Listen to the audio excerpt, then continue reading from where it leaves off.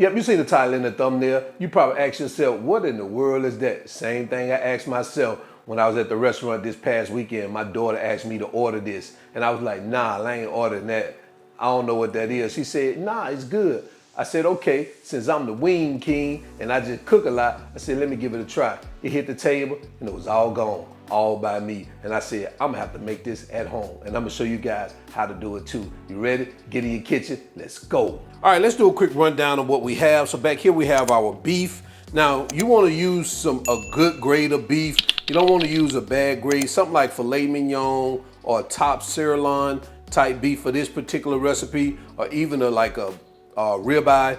But what I'm gonna use a Filet Mignon. I saw these in the grocery store, so I'm gonna use Filet Mignon like this. Also, we have some capers, some minced onions here, red wine vinegar, salt and pepper, some chopped dill pickles. Make sure you don't use sweet relish. Make sure you use dill pickles. Olive oil, Dijon mustard, some whole grain mustard, some W sauce, a little hot sauce that's optional, some freshly squeezed lemon juice, an egg yolk, some lemon zest, and right here we have some freshly chopped parsley. So these are the ingredients. Let's get to it.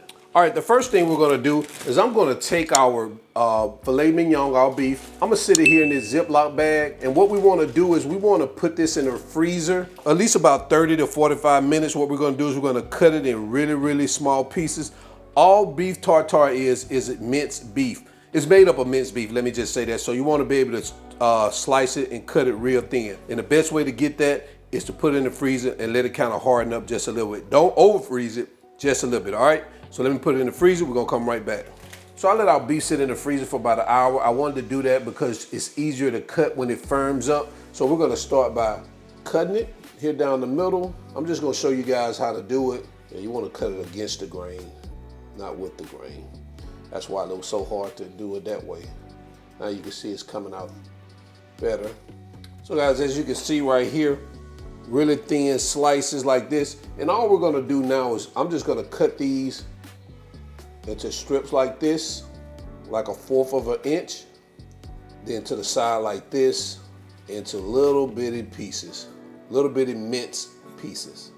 Guys, take a look at this right here. See what we have? All right, so let me go ahead and get these babies all minced up, and then we're gonna come back because it's gonna take a few minutes, all right?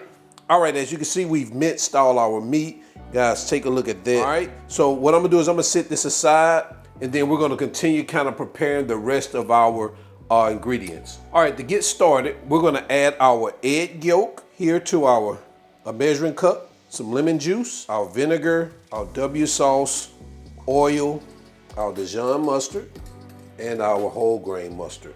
And all we're gonna do is get that mixed in. Just like that. We're gonna set this aside.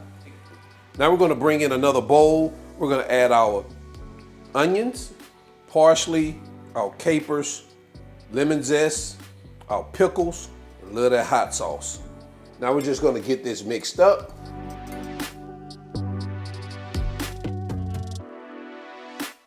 Now we're gonna take our mustard mixture and we're gonna add it here just like that.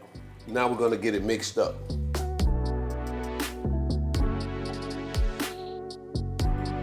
Let's set that aside and we're gonna bring our beef back into the shot. First, we're gonna bring over a clean bowl. We're gonna add our beef, our minced beef here. And I like to season this separate with our salt and pepper. And I like to get that mixed around in here. And like I say, you may have to add a little bit more salt and pepper. Now we're gonna come across that with our mustard mixture. And we're gonna get this mixed in.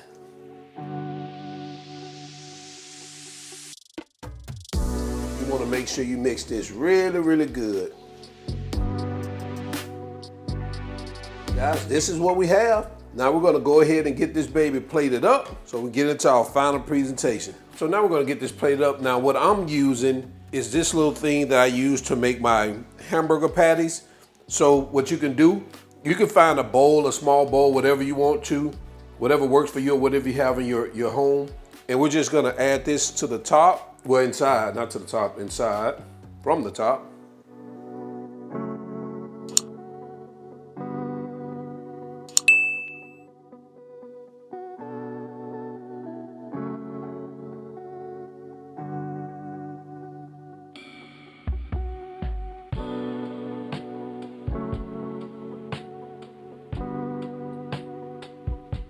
And there you have it, steak tartare. Let me know what you think about this in the comment section below. Let's jump into quality control. Yeah, we back in here. Quality control, man, listen.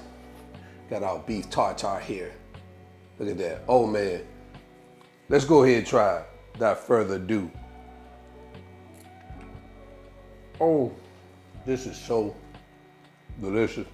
I've always seen this on the menu when I went to the restaurant. I had no clue what it was. One of my daughters was recently in town, come here to visit me, and she's like, hey, let's get this beef tartare. I said, what is that? She said, you'll see. Man, when that bad baby hit the table, I'm like, what is this? Then they told me what it was. Of course I knew it was beef, but I didn't know how they made it, how they prepared it.